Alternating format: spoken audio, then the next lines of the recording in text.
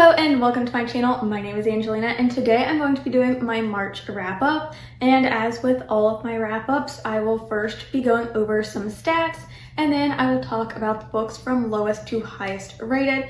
And if you want to skip me talking about the stats, then I will have timestamps linked in the description below so you can go ahead and skip to where I talk about the books. So on to my stats, I managed to read 9 books in March, which is my lowest reading month so far, but a lot of these were nonfiction and some chunkier books, so I'm not mad about it. I also read 4 books by BIPOC authors and 2 were by openly queer authors. I did have a DNF this month, although I don't talk about my DNFs in my wrap-ups. I do have a whole DNF video that I do where I will go over books that I've recently DNF'd. That will probably be coming maybe the middle of the year, like around June or July, I don't know yet. But I read 2,584 pages this month, so quite a lot. Again, that's about how many pages I was averaging for like 13 books. So yeah, even though I read less books this month, I was still like hitting the same amount of pages. But yeah, let's talk about the genres that I read. I read 1 fantasy, 1 horror, 1 literary fiction, 4 nonfiction, and then 2 romances.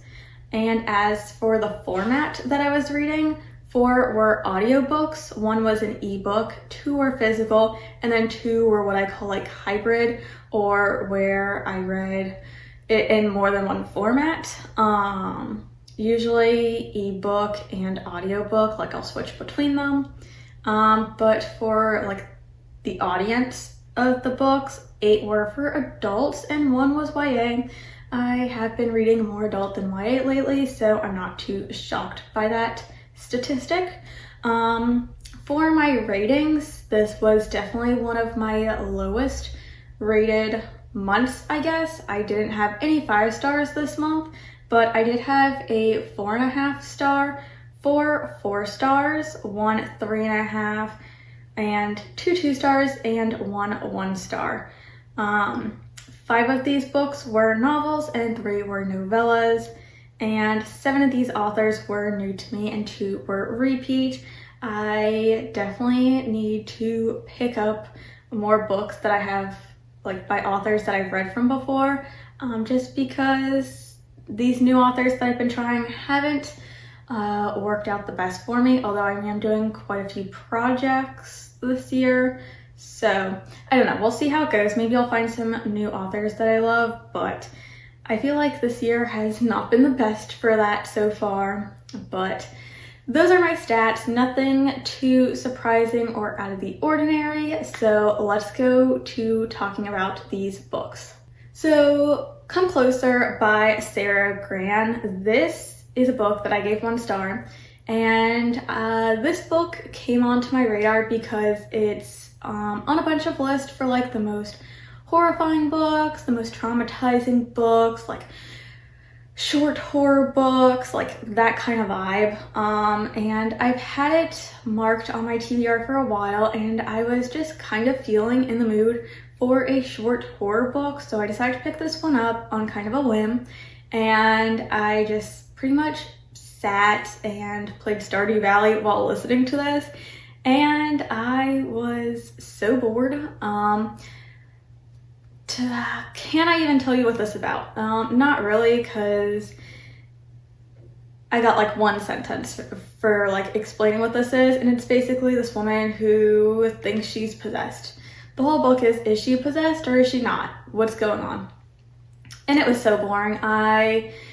It was a 4-hour audiobook. I think I listened to it on like 2.5 times speed, and even that was not fast enough to keep me entertained. Yeah, definitely not one that I would recommend. And although I listened to this as like an audiobook, I was reading some Goodreads reviews, and I guess like the actual physical book, there's a lot of slurs at the beginning of this book that's not in the audiobook.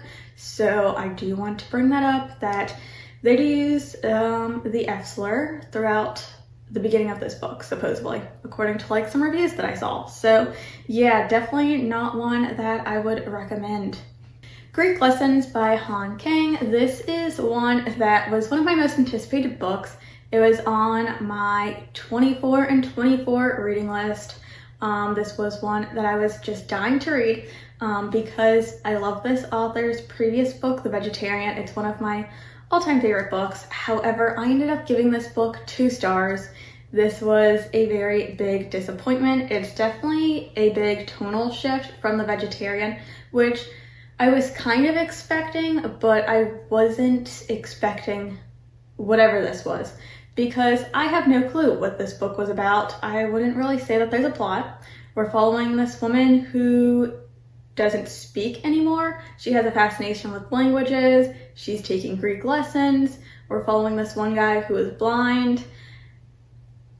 And I can't say that there is any plot to this. I can't really tell you what this was about because I honestly don't know. I read it, but I don't even know what I read.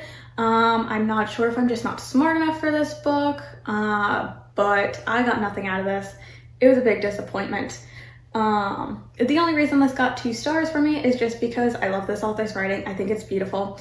Even though I had no clue what was happening or what was going on or had any care about anything in this book, I still really appreciated this author's writing because it's absolutely beautiful. And yeah, so I wouldn't recommend this one. I'm very disappointed.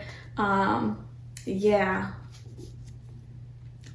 Look out for this one in an upcoming unhaul video because it is disappointing. Next is The Body Is Not an Apology by Sonya Renee Taylor. This is one I gave 2 stars, and I'm not going to talk too much about this one because this is one of the books that I'm reading for a project. You will probably get that video in a few weeks, maybe a month, I'm not sure. This is technically like for the second part in the series that I'm planning to doing. But yeah, I read this and it was not what I was expecting. I knew it was a nonfiction book, however, I did not know it was a self-help book, and I also was not expecting this author to be selling me a course throughout this book.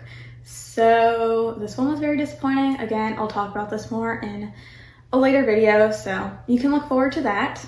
Then we have Warrior of the Wild by Tricia Levenseller. This is one that I was really excited to read, and I read it pretty quickly from when I actually got a copy of this book, just because I was really in the mood to read like a very short like fantasy book. This is a standalone YA fantasy, and it was pretty much exactly what I was in the mood to read that day. I read it all in one day.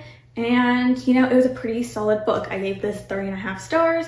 And yeah, I would recommend this one. I think I would have absolutely loved this if I was still more into reading YA, but I am glad that I got around to reading it. It's about our main character who is training to be a warrior, and she like lives in like this village, I guess, where they're all like hunters and everything, and she is like going to be in this competition where if she passes, she gets to be a warrior, and it's a whole big thing. She's one of the best, and like no one expected her to fail, but she ends up failing and she gets exiled, and the only way to like get back to her family and friends and everything is to kill a god. So this book is pretty much following her, and she meets like this great like found family type dynamic, and it was just really cute, really fun, a fast-paced read. I really enjoy when an author can make like a whole standalone fantasy. I think that's really talented because you have to be able to flesh out an entire world. I don't think this did the best job of it, but I think it did a pretty good job for like what it was setting up to do. So yeah, I would recommend this one, and yeah, I'm just glad to have read it. All right, then I gave 4 stars to The Cycle by Shalene Gupta. I hope I'm saying that author's name correctly, but this is a nonfiction book all about PMDD and painful periods, and I had no clue what PMDD was before reading this book, so it was very interesting to learn something new. But yeah, I gave this one 4 stars. It was very interesting. I learned something new.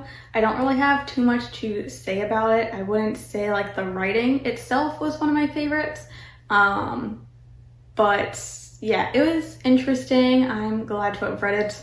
And I think it's one that, so I had read it before I had started my like whole big project of reading like feminist books and stuff. So I feel like now that I have read some more books for that project, I have a different view on the cycle than I originally had when I first read it. So yeah, I don't know. It's an interesting one to look back on. But yeah, if you're interested, it is one that I would recommend picking up. Alright, so the next 2 are both ones that I read for my little project. So one of these you will see quite soon in that first upcoming video, and the second will be the one that will be a few weeks later. But that is Women's Liberation and then Hood Feminism. Both of these books I gave 4 stars. They're feminist nonfiction books. Women's Liberation is just like feminist writings from a bunch of different authors. They're like essays and speeches and all that stuff. So it's like a whole collection. And this one is just Mikki Kendall talking about feminism for a more intersectional view. It's a big critique on white feminism, and it touches on a lot of different topics. Both of these books I gave 4 stars. Again, I will be talking about both of them more in depth in a later video, so stay tuned for those. Alright, and then I gave 4 stars to How to Marry a Lich by Lizzie Strong, and this is one that I had an e-arc from the author, and then I did get to meet this author at Tropicon, and so I did get a physical signed copy. And yeah, I did give this one 4 stars. I think the beginning was a bit stronger than the end. This is very long for a romance. It is 500 something pages, which I do think is on the high end for a romance. So there was a bit of lag in the middle, but this is just like a fun adult paranormal romance. We're following our main character, and she is living in sort of a household that is abusive and toxic, and she has like this whole inheritance from her mom that her stepdad really wants. So her like stepdad tries to marry her off. She ends up running away. She ends up going to this like house that she's been visiting like the gardens of for a while. She thought it was an abandoned house, but it turns out there is a Lich who lives there, and they end up getting into a marriage of convenience relationship, but they do also have like a friends to lovers relationship throughout that, which is really fun. But yeah, it was just a really adorable, a lot of like paranormal stuff that happens. This book is comped to like the Addams Family, which I think is a really great comparison, just because you have like all of these weird, wacky, paranormal characters. The side characters do play like a big role, and it's just really fun, really steamy and stuff. Definitely one that I'm glad to have had the opportunity to read early. This is now out if you would like to check it out and grab yourself a copy, but I did end up getting another book by this author that I can't wait to read, and she does have like an anthology, or she's a part of an anthology coming out soon, that I am thinking of getting. I think it's only like 99 cents on Amazon, and all the earnings from it are going to help a charity, which is really cool. But yeah, I really enjoyed this, and I really want to read more from this author. So yeah. Again, a little long, but really fun. So if that's kind of like your vibe, just like a weird, wacky, paranormal romance, then I would highly suggest picking this one up. Right, and my favorite book of this month I gave 4.5 stars, and that is To Set the Record Straight by Hannah Bonam-Young. And this is a short holiday sapphic romance. It's a novella. I listened to it as an audiobook, and it's sort of a friends to lovers like holiday romance, and it was really cute, really fast, and it's all about these two girls, the friends. One just got like this very big opportunity with one of her idols, and she ends up saying a couple things that makes this mentor think that she is a queer woman, and she has never thought of herself as a queer woman. She has always believed she was straight, and so she ends up fake dating her best friend, who is an openly queer woman who just got out of a marriage after her ex-fiance cheated on her. And so she enters this fake dating relationship just to make her ex jealous, and it was just really fun. The one girl is, you know, coming to terms that, hey, maybe she isn't as straight as she originally thought. And yeah, this was just really cute, really fun, and an enjoyable quick read. So yeah, this is an author that I've been meaning to read for a while. They have a lot of disability rep in their books, and it is just an author that I need to read more from. I see her all over Bookstagram and BookTube, and her books just look so cute, so fun. I absolutely love the covers of them. So now that I have read one of her novellas, I will definitely be picking up her actual novels soon, because it was great and I want to read more.